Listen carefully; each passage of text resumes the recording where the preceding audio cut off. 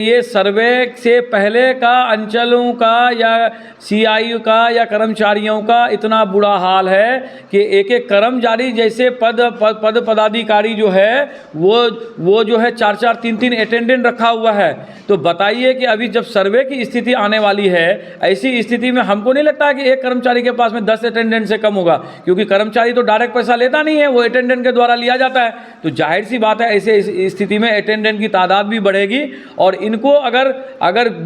सरकार वाकई में चाहती है कि घूसखोरी ना हो, तो ऐसी स्थिति में मैं फिर यही कहता हूं कि पूर्व में जो ज़मीनी विवाद जितना चल रहा है वो स्पेशल कैंप करके पहले उनको निपटारा किया जाए, उसके बाद में सर्वे का काम को जो है चालू किया जाए। अभी जो है जो स्थिति बनी हुई है अंचल में, या आपका जाकर के सीआई कर्मचारियों के पास में जाइए, आदमियों की लाइन लगी हुई है, उनको जाके पूछिए तो 2 डिसमिल का मोटेशन, 5 डिसमिल का मोटेशन, टाका कितना मांगा जा रहा है, तो 10,000, तो 20,000, तो 25,000। ये जो मनमाना रवैया है, तो कहीं ना कहीं किसी का मकान बना हुआ है, कोई ज़मीन बहुत महंगी हो चुकी है। ऐसी स्थिति को अगर सरकार को रोकना है, करप्शन को कंट्रोल वाकई में अगर माननीय नीतीश कुमार जी को करना है, तो पहले उन मामलों का निपटारा किया जाए, उसके बाद में सर्वे का काम किया जाए। यही हमारी पार्टी और मेरा मांग है कि अगर घूसखोरी को कंट्रोल करना है तो पहले जो पुराने मामले, ज़मीनी मामले जो पेंडिंग हैं, पहले उसको स्पेशल जो है कैंप करके पहले उसको निपटारा किया जाए, उसके बाद में सर्वे का काम को चालू किया जाए। अनुमंडल की बात करें, जमीनी सर्वे को लेकर के तमाम लोग तो परेशान है ही। इस कड़ी में एमआईएम पार्टी 22 विधानसभा के लोगों को कितना सशक्त करेंगे, इस चीज़ों को लेकर के जागरूकता फैलाएंगे कि आप सही तरीक़ा से काम कीजिए, किसी दलाल के पीछे ना फंसिए, क्योंकि आए दिन लोग हज़ारों रुपए बर्बाद कर देते हैं कि अपना कागज़ को सही करवाने के चक्कर में। कहीं ना कहीं देखा जाए कि वो कागज़ बाद में काम नहीं आता है। ऐसी कड़ी में एमआईएम क्या कुछ करने का प्रयास कर रहा है? नहीं, बिल्कुल देखिए, एमआईएम हमेशा सच्चाई के साथ में, हमेशा सच्चे लोगों के साथ में खड़ी रही है और इंशाल्लाह खड़ी रहेगी। किसी भी लोगों को किसी भी तरीके से कोई भी समस्या आती है, वो बिल्कुल हम लोगों के पास में आ सकते हैं, हर संभव हम लोग मदद करेंगे। और मैं शुरू दिन से इस चीज़ का मुखालिफ रहा हूँ कि कोई भी आदमी अपना काम खुद अगर कराएगा तो जाहिर सी बात है जिसका जो वो काम 100 रुपये में करा सकता है, अगर वो आदमी को ढूंढ के कराएगा तो वो 1000 रुपये में भी मुमकिन नहीं है कि उनका काम हो सके। तो जाहिर सी बात है कि आप अपना काम खुद करने की कोशिश करें। ऑफिसर्स जितने भी हैं, जो भी पदाधिकारी आपके अंचल में हैं या हल्का कचहरी में हैं, वो सब लोग आप ही के लिए बैठे हुए हैं, आप ही के सेवा के लिए बैठे हुए हैं। उनसे जितना डायरेक्ट आप मिलेंगे उतना आपके लिए बेहतर होगा। आपके पॉकेट से जो पैसा है वो बहुत कम से कम निकलेगा और हमारे हिसाब से जो मुनासिब है वही लगेगा। इसीलिए दलालों के चक्कर में ना पड़ें और कोई भी काम डायरेक्ट जाकर के कराने की कोशिश करें। और आपको डायरेक्ट अगर कराते हैं तो सबसे बड़ी बात यह है कि आपको उस चीज़ की जानकारी भी हो जाएगी, और जानकारी के साथ साथ आपको आगे आने वाले वक्त में किसी भी तरीके का कोई भी चुनौती के लिए लड़ने के लिए आप तैयार रहेंगे। इसीलिए मैं तमाम पूरे 22 विधानसभा के अवाम से गुजारिश करूंगा कि सभी लोग, चाहे वो मोटेशन का मामला हो या जमाबंदी का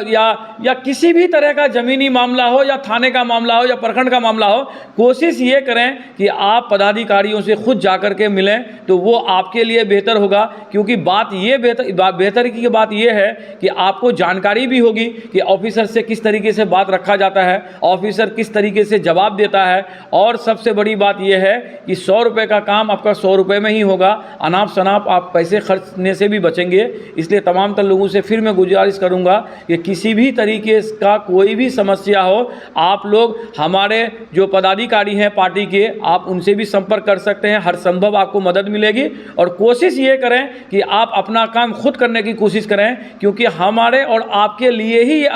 पदाधिकारी बैठे हुए हैं। इसीलिए हम और आप जाकर के उनसे डायरेक्ट बात कर सकते हैं। वो किसी को कोई खाने वाला नहीं है, वो हमारे और आपके निदान के लिए ही बैठे हैं। उनकी ये जिम्मेदारी है कि हम किसी मुसीबत में हैं तो वो मुसीबत को हल किया जाए। इसीलिए सभी लोगों से फिर मैं गुजारिश करूंगा कि सब लोग अपना काम के लिए डायरेक्ट ऑफिसर से, पदाधिकारियों से जाकर के मिलें और अपनी बात को रखें।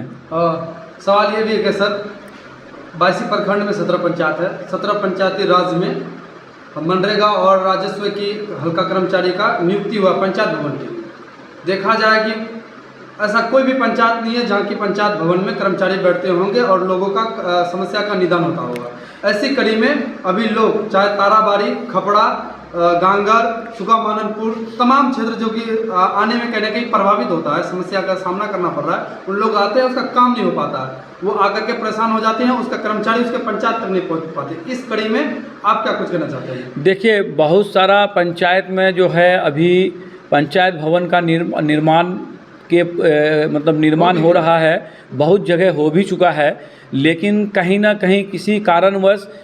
जो है ये लोग नहीं जा रहे हैं। मैं तमाम तर जो पंचायत के प्रतिनिधि हैं उनसे मैं गुजारिश करूंगा कि आप लोग उन लोगों के ख़िलाफ़ एक मुहिम चलाइए और धरने में अगर बैठने की ज़रूरत पड़ती है तो धरना में बैठिए। मैं अपना जो बिहार का सदर है जनाब अख्तरुल ईमान साहब से अमोर, उनसे मैं गुजारिश भी करूंगा कि आने वाले वक्त में जब भी वो पटना जाएंगे तो इस बात को वो सचिवालय में रखेंगे और वो लिखित रखने की कोशिश करेंगे। क्योंकि देखिए, कहीं ना कहीं जनता की समस्या को सुलझाने के लिए पदाधिकारी नियुक्त किए जाते हैं और वो पदाधिकारी अगर आप जनता के बीच में नहीं जाएंगे तो जाहिर सी बात है कि मान लीजिए आप जिसको सुगवा महाननपुर में जो फैसिलिटी मिलती है उनको अगर बायसी आना पड़ेगा तो सिर्फ 100 रुपया उनका भाड़ा है,